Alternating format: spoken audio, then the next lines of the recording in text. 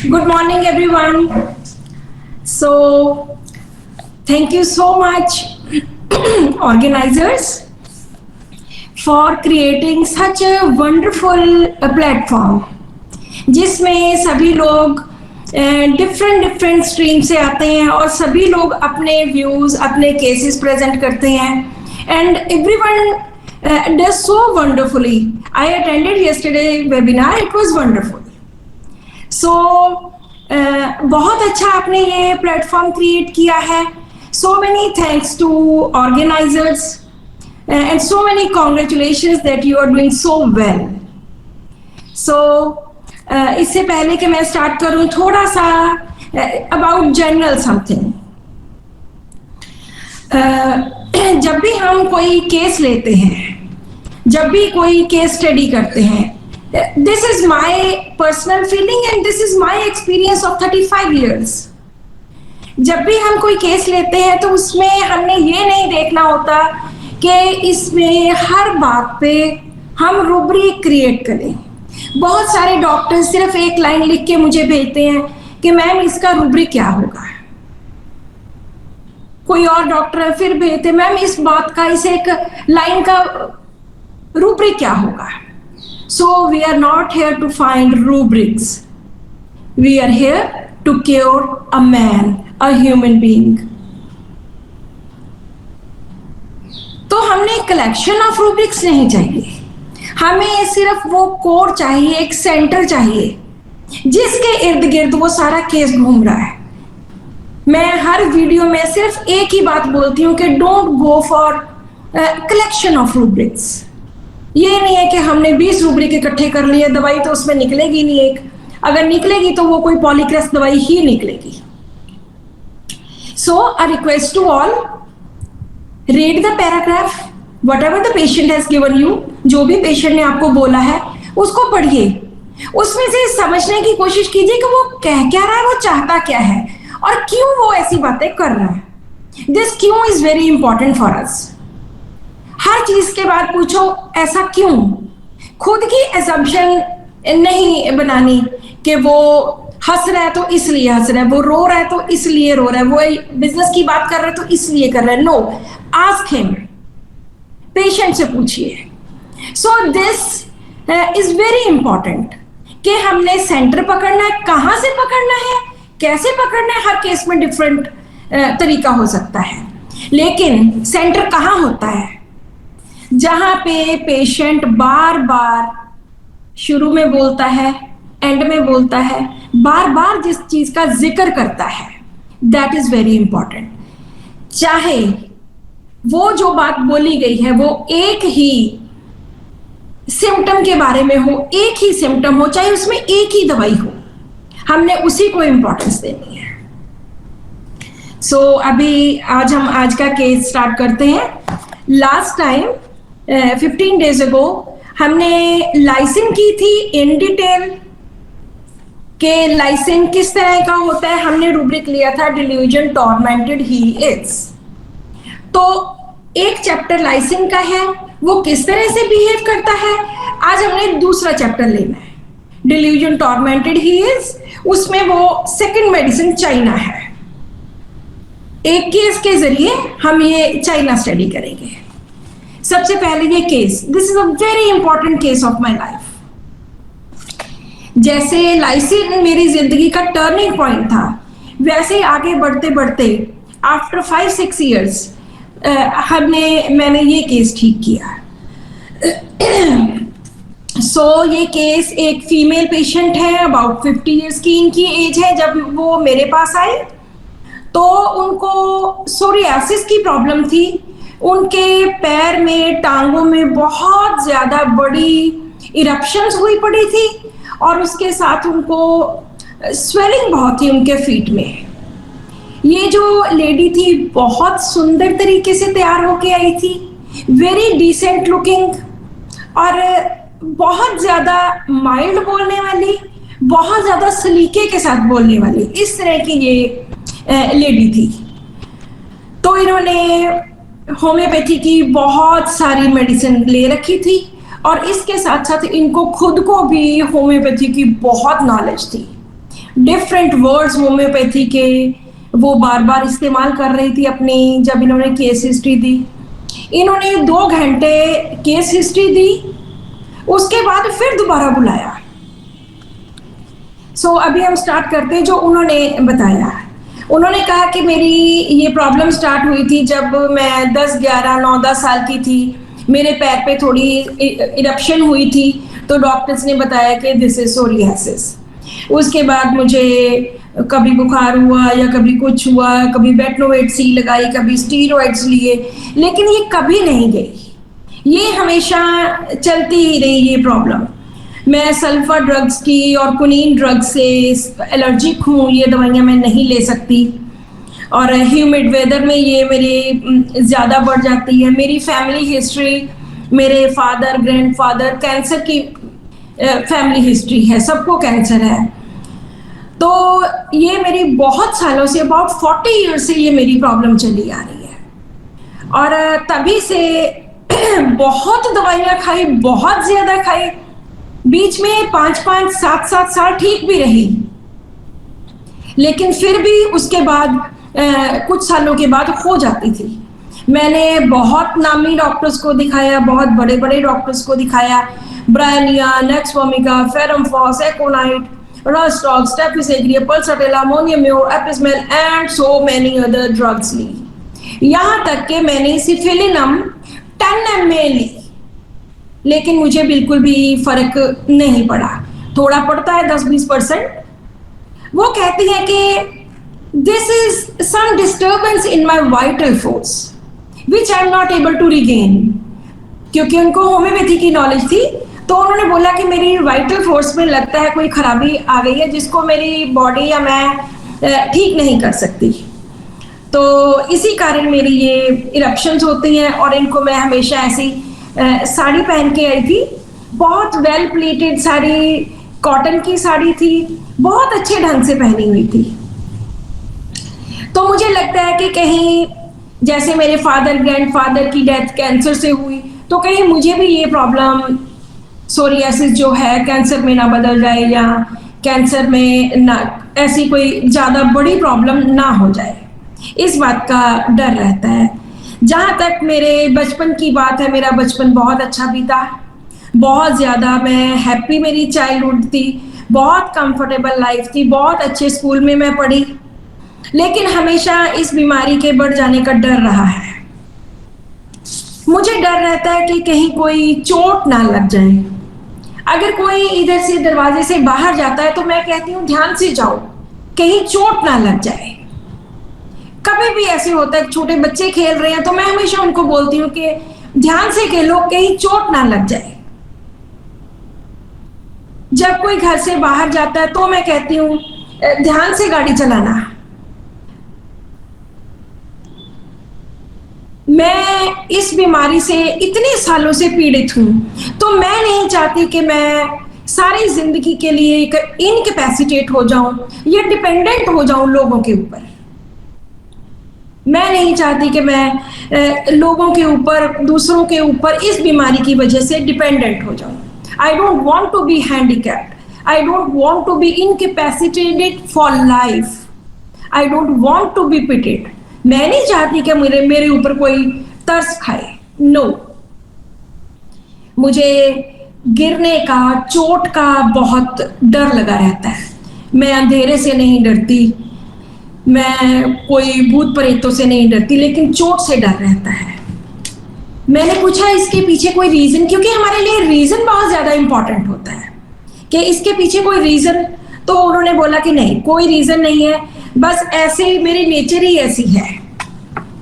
तो हम क्योंकि हर एक की साइकी को जानने की कोशिश करते हैं, तो मैंने उनसे पूछा कि अपने गुस्से के बारे में बताइए, अपना और सब कुछ बताइए। तो उन्होंने बोला no, I am a very peaceful person, I don't get angry. अगर कभी गुस्सा आता भी है तो मैं किसी को कुछ नहीं कहती। मेरे हस्बैंड बहुत शौक करते हैं, मुझे ये शोर बिल्कुल पसंद नहीं है, बिल्कुल भी पसंद नहीं है। वो बहुत शोर मचाते हैं, बहुत ज्यादा चीखते हैं, I don't like it at all. जब भी वो ऐसे चीखते हैं मैं रोने लग जाती हूँ। I don't like this. शोर शराबा, किसी को गुस्से होना, किसी को गालियां निकालना, नो। मैं चुप रहती हूँ और चुप रहना ही मेरी शांत रहना, मुझे शांति पसंद है। मैं शांत रहना चाहती हूँ। I don't like shouting, I can't tolerate noise, I remain quite. ना ही मेरे घर में सर्वेंट्स हैं, मैं कभी किसी पे शाउट नहीं करती। मैं हमेशा रिस्पेक्ट के साथ उनके साथ बात करती हूँ। मेरा दिल करता है कि मैं भी कुछ बोल दूं, लेकिन मैं कहती नहीं हूँ। मुझे पहली बात तो गुस्सा आता ही नहीं है। हाँ, थोड़ी सी खींच आ जाती किसी बात पे, लेकिन मैं किसी को कुछ नहीं कहती। मैं अकेली रहना चाहती हूँ, बिल्कुल कंपनी पसंद नहीं है, बिल्कुल सोशलाइज करना मुझे पसंद नहीं है। मुझे ज्यादा लोग, ज्यादा भीड़, ये बिल्कुल भी पसंद नहीं है। ये जो इतनी सारी बातें वो बोल रहे हैं, आप इनको बहुत तेजी के साथ आपको लिखना पड़ेगा।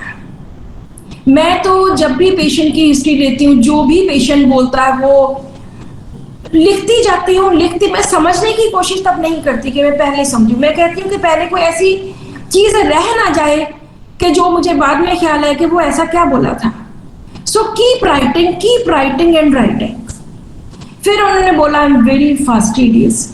वो उनको इंग्लिश का बहुत ज्ञान था, उन्होंने बहुत सारे ऐसे वर्ड्स बोले कि जिनका मीनिंग मुझे भी नहीं पता था।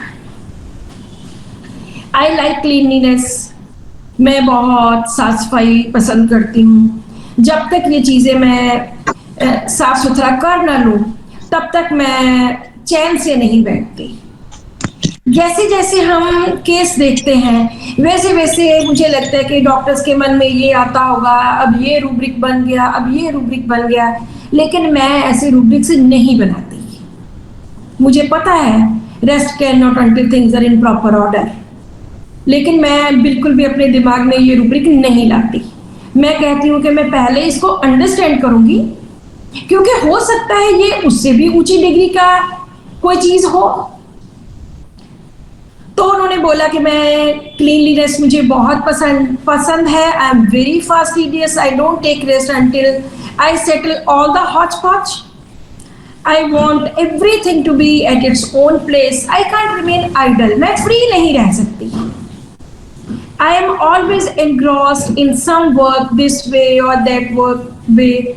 चाहे घर में सर्वेंट्स है, लेकिन फिर भी मैं काम खुद करना पसंद करती हूँ, थोड़ा बहुत करते रहना। मैं कुछ भी अगर किसी के साथ गलत हो जाए, मैं बर्दाश्त नहीं करती। I can't bear that. जब भी कोई कुछ मुझे कह देता है तो मैं हर्ट हो जाती हूँ, लेकिन मेरे मन में कभी भी जेलसी नहीं आई, कभी भी रिवेंज लेने का नहीं आया, बदला लेने का नहीं आया। मैं उस पर्सन को छोड़ देती हूँ। मैं माफ नहीं कर सकती क्योंकि उसने मेरे साथ अगर कुछ गलत किया है, लेकिन मैं उसको छोड़ देती हूँ कि वो मेरी आंखों में वो इंसान गिर जाता है। मेरी जो प्रॉब्लम है वो इवनिंग स्टार्ट होती है। मेरी रातें बहुत ज्यादा तंग होती है।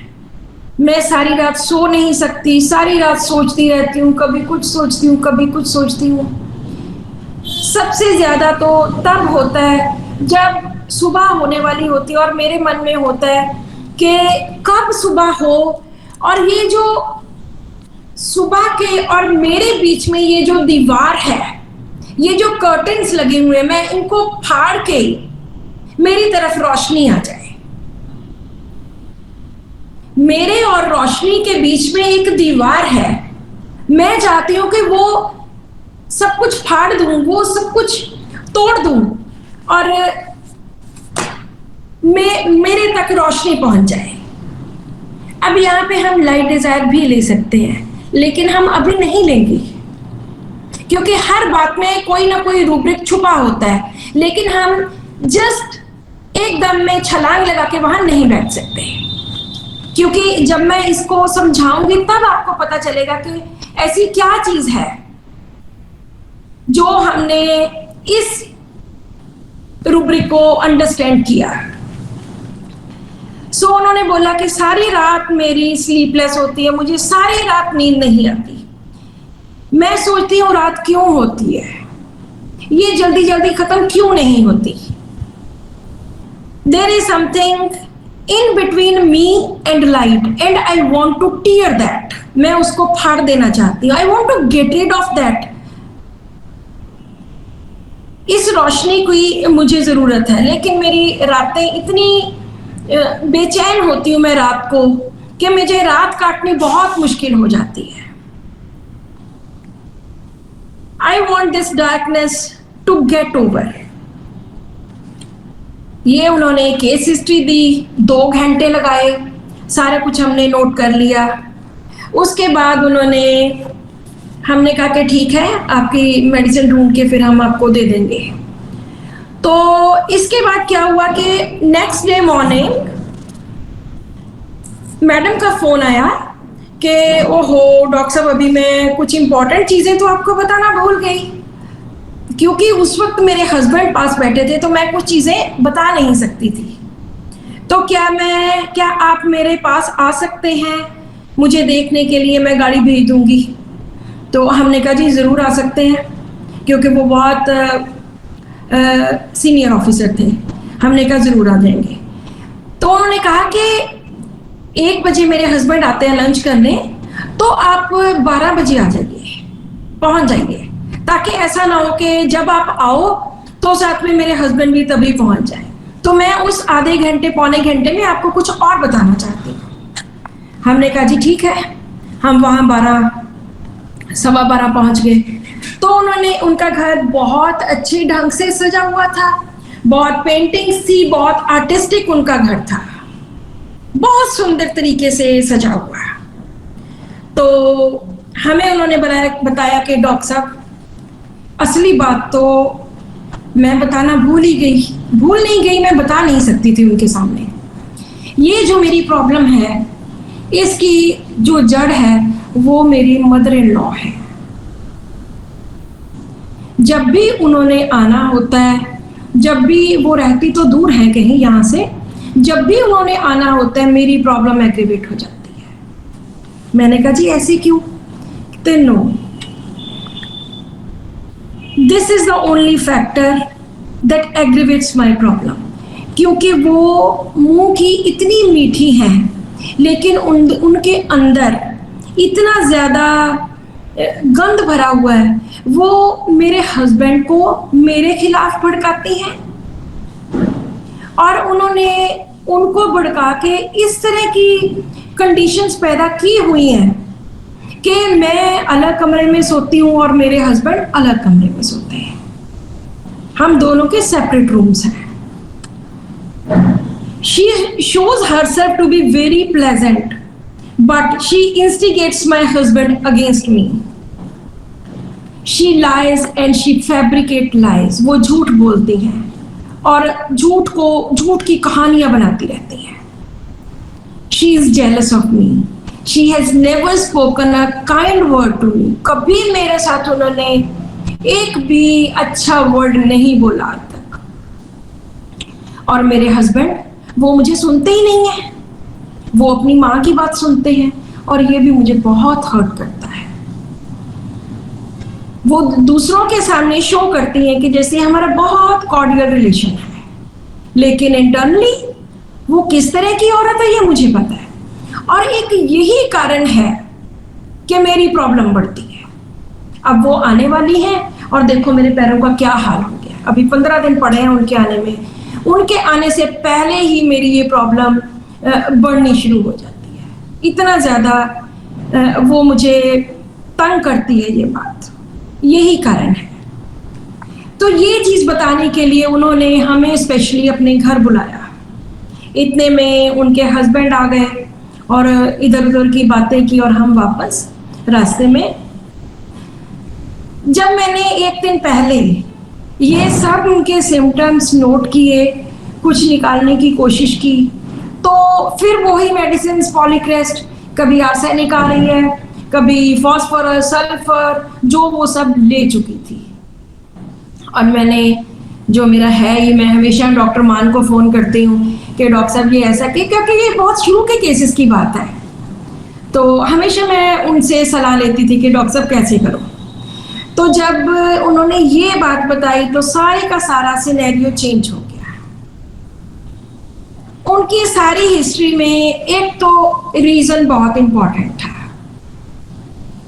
और दूसरा उन्होंने जो एक बात जो मैंने यहाँ रिपीट नहीं की, जो बार बार बोली, वो ये था कि उनको शोर बिल्कुल पसंद नहीं है। मैं एक पीस लविंग पर्सन हूँ, मुझे शोर बिल्कुल भी पसंद नहीं है। ये बात कम से कम उन्होंने 4 बार बोली। मेरे हस्बैंड बहुत शाउट करते हैं, तो ये मुझे में से बर्दाश्त नहीं होता। बाहर भी कोई शोर करता है तो मेरे से बर्दाश्त नहीं होता है। तो जब हम रास्ते में आ रहे थे गाड़ी में, मेरे पास सिंथेटिक रिपोर्टरी थी, तो उसमें मेरे दिमाग में सिर्फ 2 रूब्रिक्स आए जिसके इर्द गिर्द सारी स्टोरी घूमेगी। पहला, delusion tormented she is. Tormented किससे? टॉर्मेंटेड पिछली बार हमने किया कि किसी को सता मारना, किसी को दुखी कर देना बहुत हाईएस्ट डिग्री तक। ये फिजिकल भी हो सकता है, ये मेंटल भी हो सकता है, किसी भी तरह के अब्यूज भी हो सकता है, सेक्सुअल अब्यूज भी हो सकता है। लेकिन यहाँ पे जो उनकी मदर इन लॉ आती हैं, उनके हस्बैंड को भड़काती हैं, ये टॉर्मेंटेड है। चाहे यहाँ पे कोई जिंदगी की नेसेसिटीज को, जैसे कि मैंने पिछली बार बोला था कि जो बेसिक नेसेसिटीज के लिए तंग किया जाए उसको भी हम टॉर्मेंटेड में लेते हैं। चाहे यहाँ पे कोई बेसिक नेसेसिटीज के लिए तंग नहीं हुआ, लेकिन जब भी वो आती हैं तो पेशेंट की प्रॉब्लम बहुत बढ़ जाती है। और यहाँ तक कि उनके हस्बैंड वो उनको नहीं सुनते और फिर ये हर्ट होती हैं, बहुत बार होती हैं ये। सो पहला रूब्रिक मैंने लिया, डिल्यूजन टॉर्मेंटेड शी इज या ही इज, कुछ भी है। इसमें 2 मेडिसिन है, लाइसिन एंड चाइना। लाइसिन का मुझे पहले बहुत अच्छा एक्सपीरियंस था, बहुत डिटेल में पढ़ी थी। तो लाइसिन वाला गुस्सा, उसकी मारधाड़, उसकी चीर फाड़ बिल्कुल भी नहीं थी। So second medicine comes is China. China तो इतनी डिटेल में नहीं पढ़ी थी कि चाइना में क्या ऐसा होता है। फिर मैंने दूसरा रूब्रिक लगाया जो उन्होंने बहुत बार बार बोला कि मेरे से शोर बर्दाश्त नहीं होता है। This was intolerance of noise. इसमें 5 मेडिसिन थी, जिसमें ammonium mur, belladonna and ignatia and China और एक और थी। अभी ये रूब्रिक सभी रेपर्टरीज में से डिलीट हो गया है। उन्होंने इसको निकाल के इसको sensitive and over sensitive to noise में डाल दिया है। लेकिन मैं ये रूब्रिक आज भी यूज करती हूँ, क्योंकि हमारी पुरानी रेपर्टरीज में intolerance to noise, sensitive and intolerance. Sensitive होता है कि पेशेंट परेशान होता है उन चीजों से, वो रिएक्ट करता है उन चीजों को। लेकिन इनटॉलरेंस क्या होता है कि पेशेंट से बर्दाश्त ही नहीं होता। बहुत हाईएस्ट डिग्री, होम्योपैथी में डिग्रीज ही बहुत ज्यादा है। हर रूब्रिक की इंटेंसिटी है, इतनी इंटेंसिटी है, उसमें कुछ और इरिटेबिलिटी रूब्रिक आएगा, इतनी है तो एंगर आएगा, बहुत ज्यादा होगी तो रेज आएगा। सो इसी तरह यहाँ पे इनटॉलरेंस टू नॉइस था, नॉट के सेंसिटिव और ओवर सेंसिटिव टू नॉइस।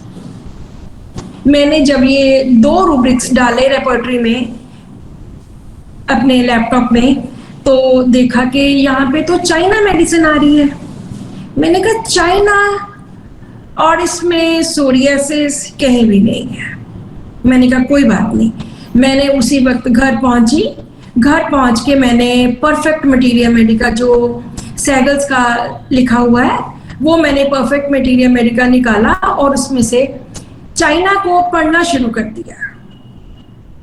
मैं हमेशा बार बार एक ही बात करती हूँ कि अगर कोई पेशेंट आपको बहुत डिटेल में सिम्टम्स देता है, अगर तो आया, 2 बातें बोली, दवाई दे दी, चला गया, फिर तो अलग बात है। लेकिन अगर कोई आपको बहुत डिटेल में सिम्टम्स देता है तो उसको बहुत डिटेल में स्टडी कीजिए। जैसे ही मैंने परफेक्ट मटीरियल मेडिका खोला, एक रूब्रिक देखा, 2 देखे, 4, 10, 20, 100, 200। आई वॉज एस्टोनिश्ड कि पूरी चाइना क्या उन्हीं की है? क्या उन्हीं को देख के चाइना लिखी है? This was highly surprising. मेरे से जब ऐसी खुशी बर्दाश्त नहीं होती तो मैं फिर डॉक्टर मान को फोन करती हूँ। मैंने डॉक्टर साहब को बोला कि डॉक्टर साहब, चाइना तो हूबहू उनकी कॉपी है। डॉक्टर साहब कहते वाह, फिर दे दो चाइना। मैंने कहा ठीक है। आगे जाने से पहले, दवाई देने से पहले हम इसकी सारी चीजें करें कि वो क्या बोलते हैं और उसमें से क्या क्या रूब्रिक्स आते हैं। फॉलो अप हम बाद में करते हैं, पहले हम सारे रूब्रिक स्टडी कर लें। जो उन्होंने बोला था कि डॉक्टर साहब प्रॉब्लम अब तो बढ़ ही रही है, ज्यादा बढ़ गई है, इसको है हम इन जनरल एक्स्ट्रावेजेंस लेते हैं। वहां पे एक्स्ट्रावेजेंस है कि इतने सालों से प्रॉब्लम है, अब तो ये और बढ़ गई है एक्स्ट्रावेजेंस। और क्योंकि हस्बैंड इनके साथ नहीं सोते, इनके कमरे में नहीं होते, ये दूसरे कमरे में है मैडम, और सर दूसरे कमरे में सोते हैं, तो यहाँ पे हम रूब्रिक लेते हैं डिल्यूजन डिजर्टेड शी इज। जरूरी नहीं कि डिजर्टेड का मतलब उनको घर से बाहर निकाल दिया, छोड़ दिया, फोर्स इस तरह से कर दिया, लेकिन अगर मन के अंदर किसी ने किसी को छोड़ ही दिया है तो हम लेंगे डिल्यूजन डिजर्टेड। हम इसमें कम से कम 50 रूब्रिक्स उस एक चीज के इर्द गिर्द घूमेंगे। सिर्फ कौन सी दो चीजें हैं, दो रूब्रिक्स लिए हमने, delusion tormented and intolerance of noise. Next rubric उन्होंने जो नेक्स्ट बात की थी, उन्होंने बोला था कि आई एम वेरी फास्टिडियस और मुझे हॉच पॉच या जब तक मैं ये चीजें कर ना लूं तब तक मुझे चैन नहीं आता। हम यहाँ पे लेंगे कॉन्शियंटियस अबाउट ट्रिफल्स। छोटी छोटी चीजों के लिए बहुत ज्यादा ध्यान रखना, बहुत ही ज्यादा। फास्टिडियस के ऊपर की डिग्री आ जाती है कॉन्शियंटियस। एंजाइटी अबाउट ट्राइफल्स, छोटी छोटी चीजों की एंजाइटी। फिर उन्होंने बोला कि मुझे गुस्सा आता है, गुस्सा नहीं आता, मैं इरिटेट हो जाती हूँ, लेकिन अगर आ भी जाए तो मैं कुछ कहती ही नहीं। This is element from anger with silent grief, क्योंकि जो लोग कहते नहीं हैं वो लोग अपने अंदर ही रखते हैं। जो उन्होंने कहा कि जब कोई बाहर जाता है तो मेरे मन में होता है कहीं चोट ना लग जाए, कहीं उनके दरवाजा ध्यान से बंद करना, कहीं चोट ना लग जाए, कहीं हाथ ना बीच में आ जाए, कहीं बाहर किसी का कोई एक्सीडेंट ना हो जाए कुछ, तो जाओ, कम बैक सेफली घर आओ। यहाँ पे उनका हम fear of being injured, fear of being hurt, sensitive to pain, fear of falling, ऐसे रूब्रिक्स लेंगे। जो उनका इंटॉलरेंस टू नॉइस था उसमें सेंसिटिव टू नॉइस में भी चाइना पड़ी है। सेंसिटिव टू पेन, हर्ट, कि कुछ बुरा ना हो जाए, फियर ऑफ इवल, कि कुछ बुरा ना हो जाए। फिर उनकी जो रात थी, रातें बहुत ज्यादा उनकी खराब हुआ करती थी। जब मैंने चाइना में रात के रूब्रिक्स देखे तो I was astonished to see night rubrics, के नाइट के साथ कितने रूब्रिक्स हैं। Anxiety night, midnight, restless night, tossing about in bed, weeping night, सारी रात वो सोचते रहते हैं, दिस इज थियोराइजिंग नाइट। सारी रात में थियोराइज करते रहना, सोचते रहना, अपनी कुछ ना कुछ, किसी ना कुछ ना कुछ इसमें लगे रहना। Restlessness night, sleeplessness from. क्यों रेस्टलेस थे? क्योंकि नींद नहीं आती थी, इसकी वजह से वो सारी रात रेस्टलेसनेस कि कब सुबह होगी, कब वो रोशनी आएगी मेरे पास। Restlessness, aggravation night, bed during.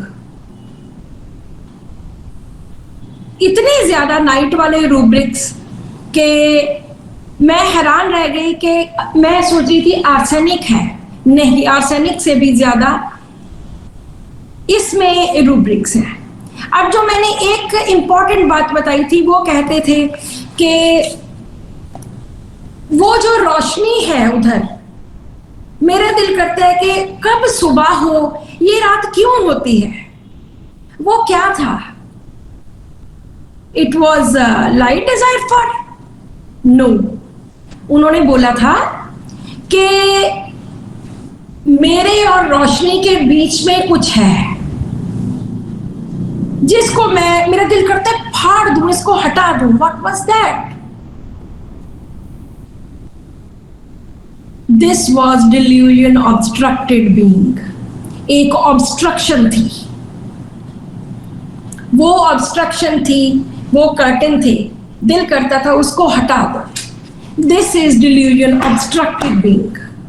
ये हम रूब्रिक बहुत चीजों में लेते हैं, बहुत बार लेते हैं। इसमें भी चाइना सिंगुलर मेडिसिन है। हम हर उनकी बात को डायरेक्ट एंगल से ना लेते हुए चाइना में रख के जब किसी दूसरे एंगल से देखते हैं, तब हमें बात समझ आती है कि वो क्या चाहते थे। डिल्यूजन ऑब्स्ट्रक्टेड बीइंग, वो ऑब्स्ट्रक्शन थी उनके और लाइट के बीच में, जिसको वो फाड़ना चाहते थे। इस बीमारी ने उनको परेशान कर रखा था। Delusion persecuted is being, delusion pursued was being. और इस वजह से कि उनके हस्बैंड उनके साथ अच्छी तरह से नहीं बोलते, she felt herself to be very unfortunate. फिर उन्होंने बोला था कि ये शायद मैंने लिखा नहीं है कि किचन में जब फूड बनता है तो उसकी स्मेल मेरे से बर्दाश्त नहीं होती। शायद ये मैं बीच में लिखा होगा तो बोलना भूल गई। तो किचन की जो स्मेल है वो मुझे बहुत वो करती है। I am very sensitive to that. जब मैंने माइंड में ही इसकी सेंसिटिविटी देखी चाइना की, तो उसके अंदर लिखा है sensitive cooking food smell of. Otherwise हम हमेशा कॉल्चिकम के बारे में सोच सकते हैं कि उसी को स्मेल पसंद नहीं है, लेकिन यहाँ पे भी था sensitive cooking food smell of, कि उनसे जो फूड की स्मेल थी वो भी बर्दाश्त नहीं होती थी। जो थॉट्स थे, thoughts, persistent thoughts, rush of thoughts, दिमाग में सारी रात थ्योराइज करी जा रहे हैं, इतने दिमाग में ख्याल है, नींद नहीं आ रही पूरी रात। Rapid, quick, persistent thoughts. उनको कंपनी बिल्कुल पसंद नहीं थी एंड कहीं भी जाना बिल्कुल भी पसंद नहीं था। वो शांत किस्म की लेडी है और उनको शांत रहना पसंद है। क्वाइट डिस्पोजिशन, इसमें भी चाइना पड़ी है कि वो किस प्रवृत्ति की मालिक है? शांति की। Quiet wants to be and quiet disposition. Quiet disposition होती है कि उसकी प्रवृत्ति ऐसी है कि मैं शांत रहना चाहती हूं, कि वो शांत है। Quite disposition. और क्वाइट वांट्स टू बी कि मैं शांत रहना चाहती हूं। और उनको जब पूछा गया कि क्या आप ठीक हो सकते, कहते no, I am very hopeful कि मैं ठीक हो जाऊंगी। और इतने सालों से तभी तो मैं ट्राई कर रही हूँ कि कुछ ना कोई दवाई तो जरूर डेफिनेटली मुझे ठीक करेगी। This was hopeful. और जो मैंने आपको बोला कि उनकी बहुत अच्छे तरीके से तैयार हुई थी, उनका घर बहुत सुंदर था। तो इसमें जो 3-4 बहुत इंपॉर्टेंट रूब्रिक्स सामने आते हैं चाइना के। One was idealism. आइडियलिज्म में सिर्फ 3-4 मेडिसिन हैं, platina, ignatia, natrum mur, lyco and china. Idealism क्या होता है? एक आदर्शवादी इंसान जो किसी को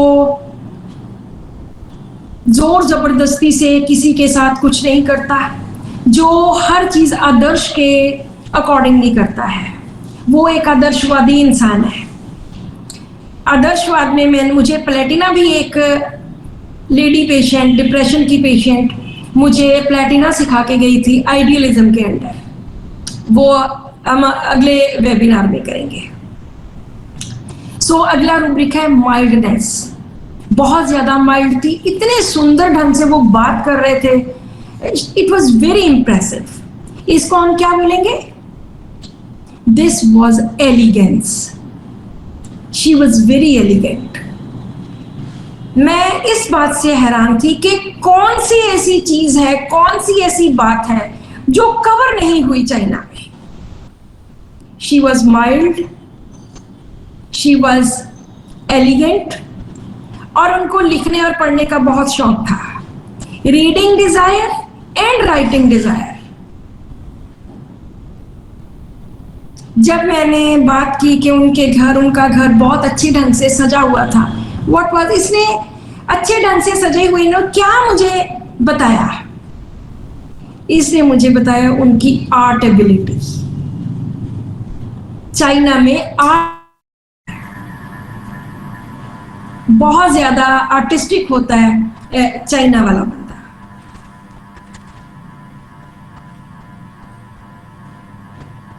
जो ऑब्स्ट्रक्टेड था, वहां पे हम एक और रूब्रिक ले सकते हैं, डिल्यूजन हिंडर्ड ही इज, के रोका गया है किसी चीज को हिंडर करना।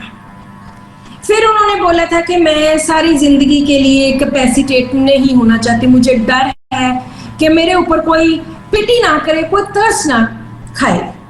तो यहां पे रूब्रिक आता है फियर ऑफ बीइंग पिटेड। मतलब कौन कौन सी ऐसी चीज है जिसके हमें रूब्रिक से नहीं मिलते? फियर ऑफ बीइंग पिटेड, कि मेरे ऊपर कोई तरस ना करे, मैं किसी पे भी इनकैपेसिटेट होके बर्डन नहीं बनना चाहती।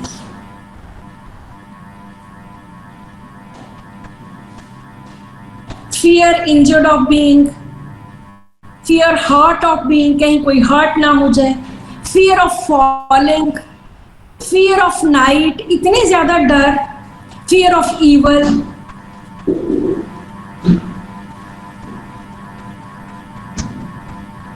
सेंसिटिव टू मॉरल इंप्रेशंस,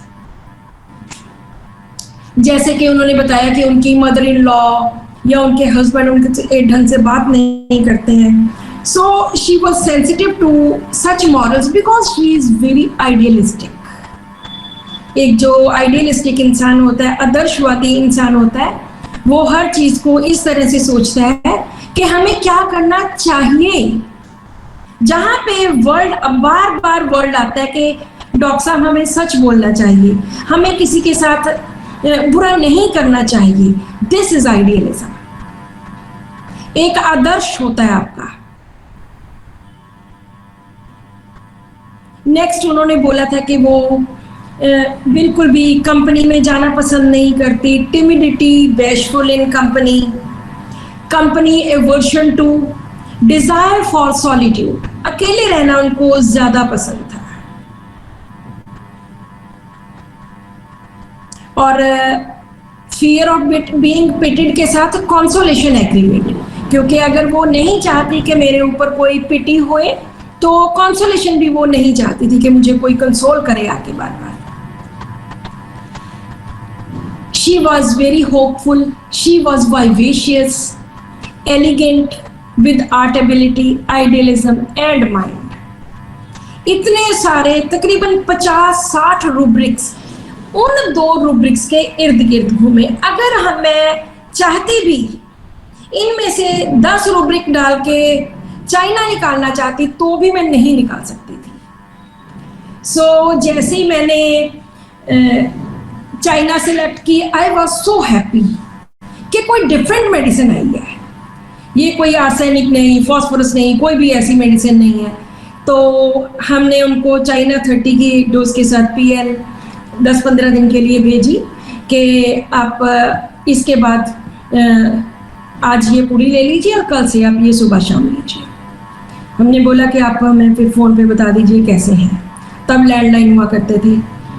तो उनका नेक्स्ट डे फ़ोन आया कि डॉक्टर साहब जो आपने दवाई दी थी, मैं रात को 10 बजे जो सोई सुबह के 11 बज गए, मैं 11 बजे तक सोती रही और जिंदगी में कभी ऐसा नहीं हुआ कि मुझे रात को नींद आई हो। जब भी कोई पेशेंट कहता है कि मुझे नींद बहुत आई, इसका मतलब है this is something very positive. और एक हफ्ते में उनकी इरप्शंस मोर देन 50% ठीक हो गई। तब क्योंकि कैमरास वगैरह नहीं हुआ करते थे, इतने ज़्यादा मोबाइल्स नहीं हुआ करते थे, तो कोई फोटोग्राफ्स तो मेरे पास नहीं है, लेकिन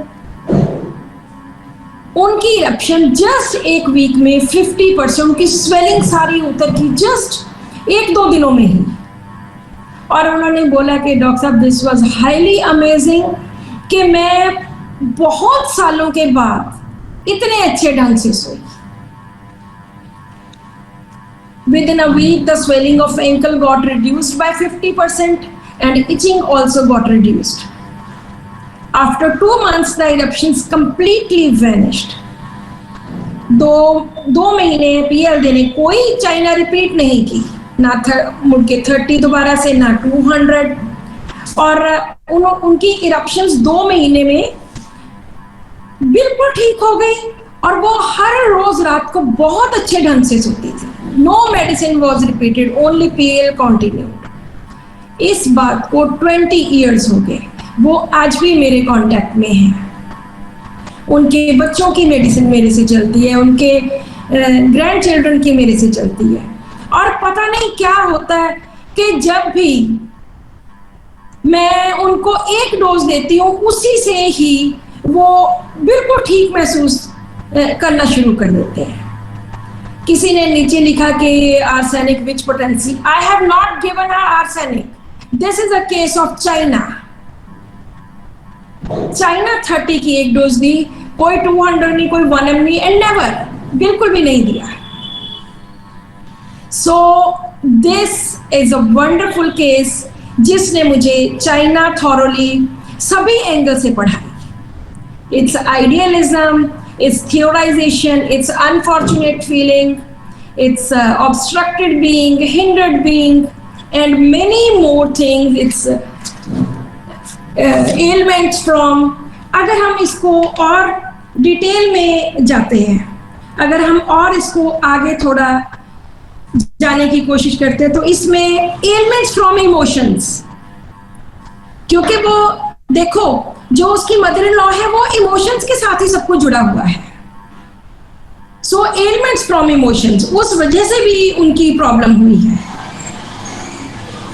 एलिमेंट फ्रॉम मॉर्टिफिकेशन, जिसमें दमन होता है, जिसमें पेशेंट कुछ बोल नहीं सकता, कुछ कर नहीं सकता, उसको सबड्यू करना पड़ता है, उसको दबा लेना पड़ता है। Elements from anger with silent grief, anger के सिर्फ 3-4 रूब्रिक्स हैं, एंगर में ज्यादा ये है ही नहीं। Anxiety night, anxiety midnight. Night का तो कोई ऐसा रूब्रिक है ही नहीं है कि जिसमें नाइट एग्रीवेशंस ना हो। चिंता है, टेंशन है, anxiety alternating with irritability, midnight after 2 बजे के बाद, anxiety with fears, anxiety torturing, art ability, ये हमने कर लिया। केयर्स फुल ऑफ, जो वो कहती है कि कहीं किसी के चोट ना लग जाए, ये शो करता है कि वो केयर्स बहुत करती है सबकी, सबका ध्यान बहुत ज्यादा रखना, सबका cares full of trifles about. Trifles is हर वो छोटी चीज जो किसी के लिए कोई मायने नहीं रखती, लेकिन इनके लिए वो बहुत मायने रखती है, हर छोटी चीज। Cares full of trifles about and cautious, she is very cautious, she is otherwise a cheerful person. जो लोग शांत स्वभाव के होते हैं, शी इज, इसमें अगर देखें उन्होंने लिखा है कॉवर्डाइज। हाँ, वो कॉवर्डाइज भी हो सकती है, क्योंकि जो अपने हस्बैंड के सामने नहीं बोलती, चाहे वो आइडियलिज्म है, लेकिन डर भी हो सकता है जिसके कारण वो नहीं बोलती। बहुत सारे डिलीरियम क्वाइट, बहुत सारे डिल्यूजन्स हैं, elegance, extravagance. So I think this is all about China. तो फिर से एक बात कि जब भी कोई आप केस लो उसको पूरे ध्यान से लो, और जो well begun is half done. अगर आपने पेशेंट को बहुत ध्यान से सुन लिया तो 50% तो वो ऐसे ही अपने आप ही ठीक हो जाएगा। दूसरी बात, अगर आप पहली मेडिसिन सोच समझ के सिलेक्ट करते हो तो दूसरी दवाई की हमें जरूरत ही नहीं पड़ती, कोई ऑप्शन सेकंड रखने की जरूरत ही नहीं पड़ती कि हम ये देंगे इसके बाद ये देंगे इसके बाद ये देंगे। नो, जो आपकी फर्स्ट मेडिसिन है वही लास्ट मेडिसिन होनी चाहिए। So this is all about China. अगर किसी ने कोई इसके साथ रिलेटेड क्वेश्चंस पूछने हैं तो you are most welcome. Any questions? Hello, good morning madam. Yes, hello hello ma'am, आपने बताया good morning madam. Element one by one Hello. Question कीजिए। डॉक्टर निशा बोलिए जी, आप क्या बोल रही थी?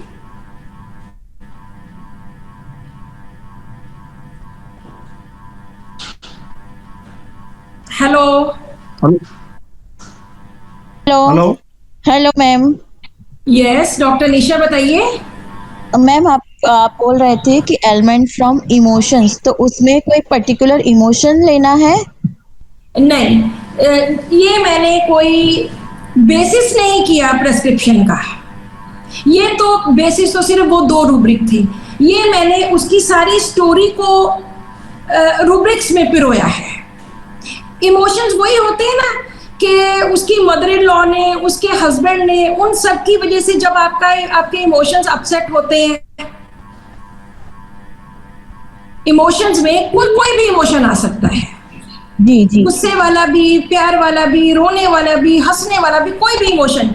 लेकिन यहाँ पे जो था वो सताए जाने वाला इमोशन हम ले सकते हैं। सो क्वेश्चन पूछा है कॉन्सेंटियस अबाउट ट्राइफल्स। एक होता है फास्टिडियस। फास्टिडियस बंदा होता है कि जिसको जल्दी जल्दी किसी की चीजें पसंद नहीं आती, उसको लगता है कि जो मैं ही करता हूँ वो ठीक है, बाकी वो फसी किस्म का होता है। बस ये अंडरस्टैंड करिए कि ही इज वेरी फसी, हर चीज उसको बहुत पर्टिकुलर होता है हर चीज के लिए। लेकिन जो कॉन्सेंटियस होता है वो उससे भी नेक्स्ट डिग्री का होता है कि हर trifle is very small thing, बड़े तुच्छ चीज के लिए भी वो बहुत ज्यादा पर्टिकुलर होता है। बस इतना ही समझने की जरूरत है। कॉन्सेंटियस अबाउट ट्राइफल्स, हर छोटी छोटी चीज के लिए, हर छोटी छोटी चीज के लिए वो बहुत ज्यादा सोचता है, बहुत ज्यादा पर्टिकुलर होता है। क्योंकि जैसे ये औरत है, ये कभी कि कोई बाहर जाता है तो बोलती है कि प्लीज ध्यान से जाइए।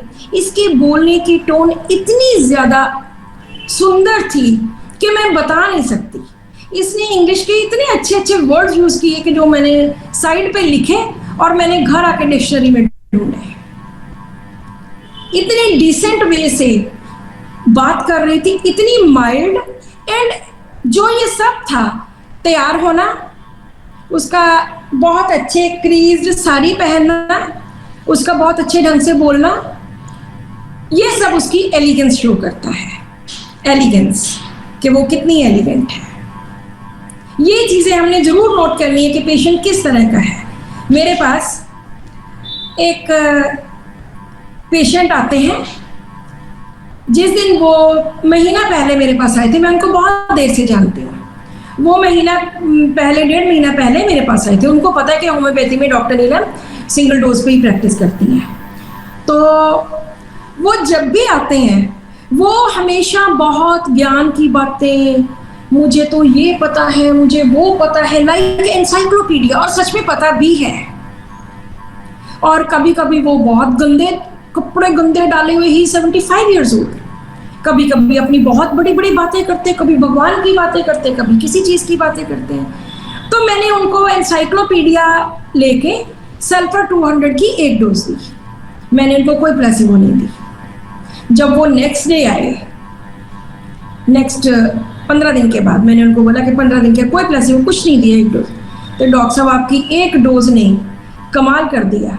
और ये डोज बिल्कुल उसी तरह की थी जो 75 में डॉक्टर गुरनाम सिंह जिस तरह से प्रैक्टिस किया करते थे। वो पटियाला के बहुत इम्पॉर्टेंट डॉक्टर थे, लेकिन उनकी बहुत जल्दी डेथ हो गई थी 75। तो बिल्कुल उस तरह से आपकी दवाई ने एक्ट किया।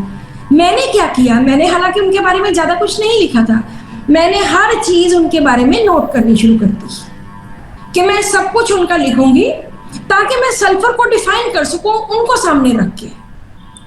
वो कल फिर आए, कल उन्होंने और काफी चीजें बताई जो मैंने फिर से लिखी। सो आप जब भी कोई पेशेंट आके ये बोलता है कि डॉक्टर साहब आपकी एक डोज ने, जब भी कोई पेशेंट आके बोलता है कि डॉक्टर साहब आपकी एक डोज ने इतना जादू किया कि पूछो मत, उस पेशेंट को बिठा लो, उसके बारे में और चीजें लिखो और उनको फिर सामने रख के आप वो मेडिसिन पढ़िए। और मुझे लगता है कि हालांकि सल्फर मैं पहले बहुत पेशेंट्स पे बहुत तरीकों से, बहुत डिफरेंट एंगल से देख चुकी हूँ, लेकिन ये बंदा मुझे सल्फर और आगे पढ़ा के जाएगा।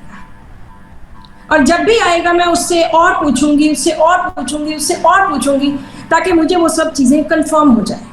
कल जब वो आया तो हमारे बाहर न्यूज़पेपर पड़े होते हैं, पुराने न्यूज़पेपर, वो पुराने न्यूज़पेपर्स को खोल रहा है, देख रहा है, उनमें से आर्टिकल ढूंढ रहा है।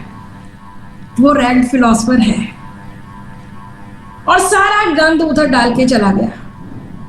2-4 पेपर्स ले गया और बाकी सारे पेपर मैं बहुत तरीके से उनको प्रॉपरली बिल्कुल टका के रखती हूँ, लेकिन वो बंदा वो सारे उसने अपने जो आर्टिकल चाहिए थे वो निकालने और बाकी ढेर का ढेर ऐसे रख के चला गया। सो इस तरह से मुझे लगता है कि वो पेशेंट मुझको सल्फर पढ़ाएगा। हालांकि सल्फर सैकड़ों बार यूज हुई है, डिफरेंट एंगल से यूज हुई है, लेकिन ये एंगल जो करवाएगा वो डिफरेंट ही होगा। Ma'am, can I ask something? या मैम, जैसे आपने बोला कि चाइना में उस पेशेंट के सारे सिम्टम्स और बहुत सारे रूब्रिक्स थे वो जो कवर हुए, तो हर केस में हमें ये देखना होता है कि पेशेंट का नेचर एंड ऑल सब कुछ कवर होना चाहिए या most of the rubrics cover होने चाहिए? कई बार बहुत सारे रूब्रिक्स कवर होते हैं लेकिन पेशेंट का जिससे क्वाइट डिस्पोजिशन था इसमें वो मैच नहीं कर रहा या कुछ और मैच नहीं कर रहा मेडिसिन से, तो हमें लेनी चाहिए मेडिसिन की नहीं? हर मेडिसिन जो भी हमने लेनी है वो सिर्फ 2 या 3 या 4 रूब्रिक्स के बेसिस के ऊपर ही लेनी है। ये नहीं है कि हमने 15, मैं हर बार, मैंने शुरुआत ही कहाँ से की थी, शुरुआत इसी बात से की थी, हमें कलेक्शन ऑफ रूब्रिक्स नहीं चाहिए, हमें तो वो 2 या 3 या 4 रूब्रिक्स चाहिए जिनमें उसका सेंटर है। ये मैंने सारे इतने रूब्रिक्स क्यों किए? ये मैंने इसलिए नहीं किए कि मैंने इनके बेसिस के ऊपर दवाई दी, नो। यस, दवाई तो मैंने सिर्फ 2 rubrics, delusion tormented and intolerance to noise पे दी, लेकिन क्योंकि मैंने आगे चाइना सारी की सारी डिटेल में पढ़ी तो वो पूरा पेशेंट उसके अंदर कवर होता था, इसलिए मैंने वो आपको इस ढंग से पढ़ाई। अब जो भी आपके पास कोई क्रॉनिक पेशेंट आता है जो बहुत लंबी हिस्ट्री देता है, उसका सिर्फ एक पॉइंट नोट कीजिए कि वो कौन सी चीज बार बार बोल रहा है, कौन सी चीज आपको एक ही चीज के, हर पेशेंट बार बार 2-3 चीजें बोलता है, वो चीजों के ऊपर राउंड लगाइए कि ये बार बार बोल रहा है। उसको उस वक्त दवाई देने की जरूरत नहीं है। अगर आपको लगता है कि बहुत लंबा केस है, आप ध्यान से पढ़ोगे, उसको प्लेसिबो देके भेज दो कि ठीक है मैं अभी और स्टडी करूंगी, आज आप ये दवाई ले लीजिए और कल आ जाइए या परसों आ जाइए या अगले वीक आ जाइए। तो तब तक आप उसका सेंटर ढूंढिए कि कहाँ पे सेंटर है और उसके इर्द गिर्द जो सारी मेडिसिन घूमती है वो। यहाँ पे मैंने जो इतनी बड़ी चाइना की है उस बेसिस पे, एलिगेंस के बेसिस पे मैंने दवाई नहीं दी, मैंने सिर्फ उसको निकाला है कि हाँ चाइना ऐसा होता है। जैसे मैंने पिछली बार भी लाइसेंस में भी मैंने ऐसे किया था। अगली बार मैं प्लैटिना करवाऊंगी, प्लैटिना में भी हम ऐसे ही करेंगे। Okay, thank you.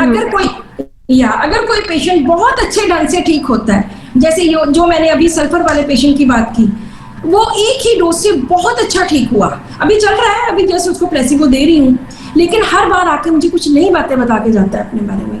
मैं वो नोट कर रही हूँ और इसका एक मैं सीक्वेंस बनाऊंगी कि इसके बाद उसने ऐसे बोला, ये भी उसका रूब्रिक है, ये बोला, ये भी है, लेकिन ये नहीं है कि मैं 20 रूब्रिक्स के बेसिस के ऊपर सल्फर दूंगी। क्लियर? Hi ma'am. मैम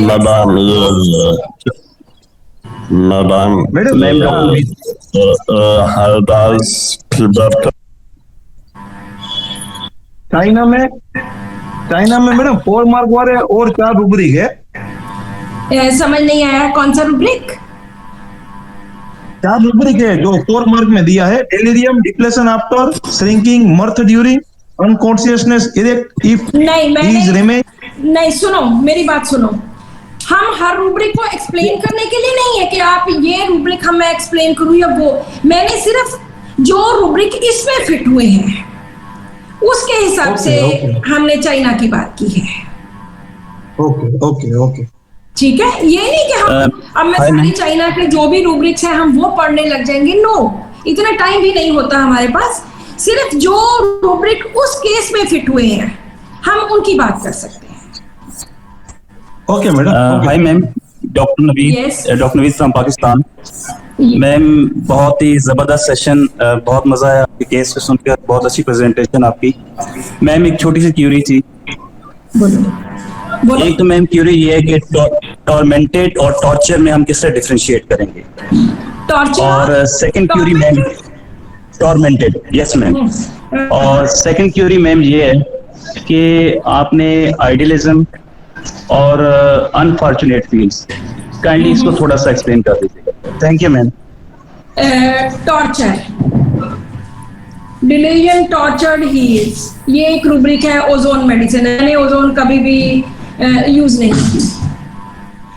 मुझे लगता है कि टॉर्मेंटेड एंड टॉर्चर बहुत पास हैं, क्योंकि टॉर्चर के अंडर ओजोन मेडिसिन है, वो नई मेडिसिन है, नया ही रूब्रिक होगा।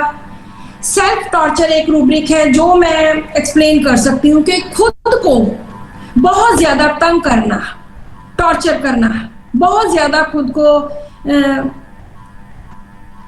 क्या कहेंगे कि किस तरह से खुद को तंग कर देना, सता मारना।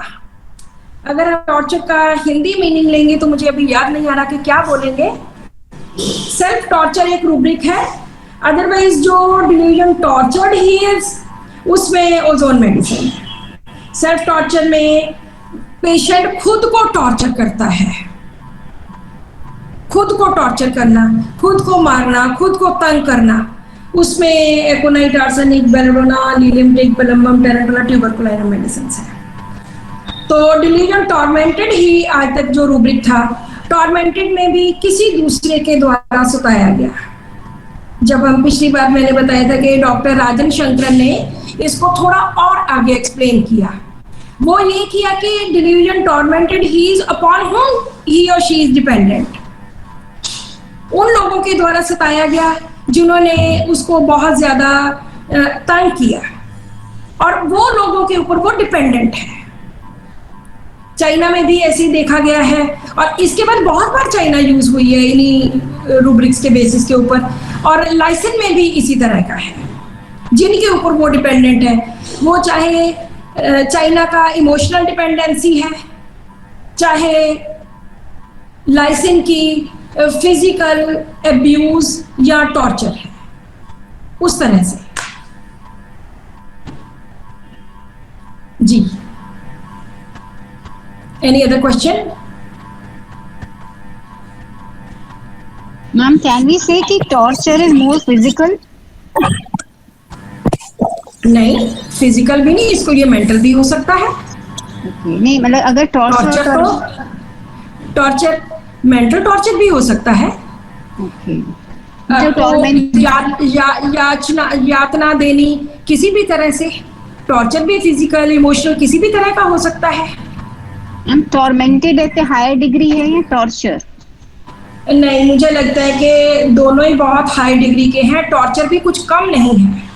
लेकिन क्योंकि मैं ओजोन का मुझे कभी भी एक्सपीरियंस नहीं हुआ, तो मैं इसका टॉर्चर की डिग्री नहीं बता सकती, पर टॉर्चर एंड टॉर्मेंटेड दोनों बहुत ज़्यादा हाई डिग्री के हैं, दोनों ही। ठीक है ma'am, thank you ma'am. Madam China के वो हिंडेड के बारे में एकटू बताइए ना, कैसा होता है? किस चीज का? हिंडेड बाधा, चाइना की जो हिंडेड है ना। Okay, obstructed and hindered at work. मैं आपको एक केस बताती हूँ। एक बार 99 की बात है कि हमारी एक डिस्पेंसरी हुआ करती थी जो डॉक्टर मान साहब की थी, तो हम 5-6 डॉक्टर वहाँ पे जाया करते थे। एंड हर रोज नहीं, हफ्ते में एक बार थर्सडे को जाते थे और वहाँ पे 250-300 पेशेंट होते थे। ऐसे ही सब डॉक्टर्स बैठे होते थे, ऐसे ही पेशेंट आते थे।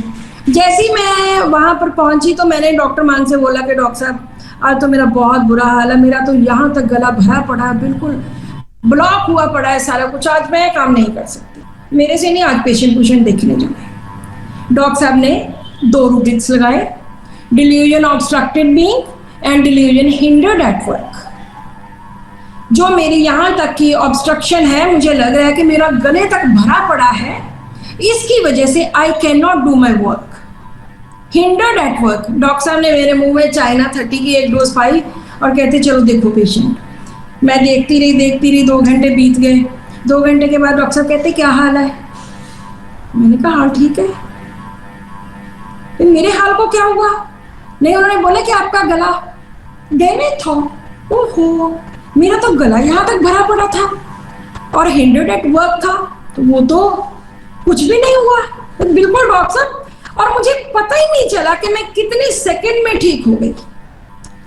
और आज भी जब वो कोई पेशेंट आके कहता है कि मुझे यहाँ तक भरा भरा लगता है, यहाँ तक ऑब्स्ट्रक्टेड फीलिंग है जिसकी वजह से मैं काम नहीं कर पाता, हिंडर्ड एट वर्क, काम में हिंड्रेंस पैदा होती है, ऑब्स्ट्रक्शन पैदा होती है, तो वहाँ पे मैं डेफिनेटली ये रूब्रिक देती हूँ। और कभी भी आज तक चाइना फेल नहीं हुई इस बात में कि delusion obstructed being and delusion hindered work at. So इस केस से मुझे 99 से आज तक चाइना ने कभी फेल नहीं किया। ये होता है कि हिंडर्ड एट वर्क, कि उसके काम करने में बाधा, उसकी प्रॉब्लम जो बाधा बन रही है, ये हम हिंडर्ड वर्क में लेंगे। And then how we differentiate it from business incapacity for? समझ नहीं आई कौन सा? Business incapacity for? सर इसमें आज हम इसी की बात करें तो ज्यादा अच्छा है। बिजनेस इनकैपेसिटी यहाँ पे कुछ नहीं आया। Okay ma'am, okay. Business incapacity एक बहुत बड़ा रूब्रिक है जिसमें वो बिजनेस के कैपेबल नहीं है, उसकी कैपेसिटी नहीं है बिजनेस करने की। ये एक टेंडेंसी है पेशेंट की, he is incapable of doing business, वो बिजनेस कर ही नहीं सकता। क्यों? या तो वो चीजों को, वो लापरवाह है, चीजों को ध्यान से लेता नहीं है, या कोई पैसे आए कोई पैसे नहीं है उनकी परवाह नहीं करता, वो इनकैपेसिटी, या उसकी बॉडी उसका साथ नहीं देती। There can be many reasons. वो बिजनेस इनकैपेसिटी होती है कि वो बिजनेस कर ही नहीं सकता, he is not capable of doing business, incapacity. So अगर हम इसी चीज पे, मुझे लगता है कि टाइम काफी हो चुका है, अगर आप इसी चीज पे कोई क्वेश्चन पूछना चाहते हो तो जरूर पूछ सकते हैं। हम इधर उधर के और सुना लें, ज्यादा बेटर है। हेलो मैम, एक क्वेश्चन है जी मैम। ये कहना चाहिए, आपने पूरा सेशन हुआ मैम चाइना का, तो उसके जो सभी रूब्रिक्स है तो मैम इनको एक बार आप ग्रुप में सेंड कर दीजिए। ठीक है, मैं इसका ये केस भी सेंड कर देती हूँ और इसके रूब्रिक्स भी मैं सेंड कर दूंगी अपने ये जो GMT इंडिया ग्रुप है उसमें मैं पोस्ट कर देती हूँ। बिल्कुल, ये केस भी पोस्ट कर देती हूँ और साथ में इसके सारे रूब्रिक्स जो मैंने बनाए थे वो भी पोस्ट करती हूँ definitely. Thank you ma'am. Thank you everybody. Ma'am एक last query please. Ma'am idealism और अनफॉर्चुनेट फील्स, इसको काइंडली जरा एक्सप्लेन कर दें। Thank you. आइडियलिज्म तो मैंने बता दिया, आदर्शवादी इंसान है। अगर हम हिंदी में चीजों को अंडरस्टैंड करेंगे, आदर्शवादी कौन होता है? जिसके मॉरल्स बहुत हाई होते हैं, बहुत मॉरल्स हाई लेवल का बंदा है जो आदर्शवादी होता है, जो हर चीज चाहता है कि ऐसे होनी चाहिए, देश में करप्शन नहीं होनी चाहिए, और वो सचमुच में नहीं करता है। हर बच्चे को अपने माँ बाप का कहना मानना चाहिए। आपको अपना बिजनेस बिल्कुल शुद्धता से करना चाहिए। घर में सभी प्यार से रहने चाहिए। जहां पे ये वर्ड चाहिए आता है बार बार एक अच्छे संस्कार के लिए, जो अच्छे संस्कार पेशेंट में होते हैं उसको आइडियलिज्म बोलते हैं। अगली बार जो मैं प्लेटिना कराऊंगी उसमें आइडियलिज्म का बहुत बड़ा रोल होगा। उसमें आपको अगर यहाँ नहीं समझ, वैसे समझने वाली कोई बात है नहीं, क्योंकि आइडियलिज्म क्या है? आदर्शवाद है। जो लोग आदर्श को फॉलो करते हैं, मॉरल्स हाई मॉरल वैल्यूज रखते हैं, वो आदर्शवादी है। मैडम फिर थैंक यू मैम, क्लियर हो गया मैम, थैंक यू। और मैम अनफॉर्चुनेट फील्स, अनफॉर्चुनेट में वो पेशेंट अपने आप को बदकिस्मत महसूस करता है कि मेरे घर में मेरे हस्बैंड हैं, फिर भी मैं उनके पास नहीं सोती, वो उस कमरे में सोते हैं, मैं इस कमरे में सोती हूँ। This is unfortunate.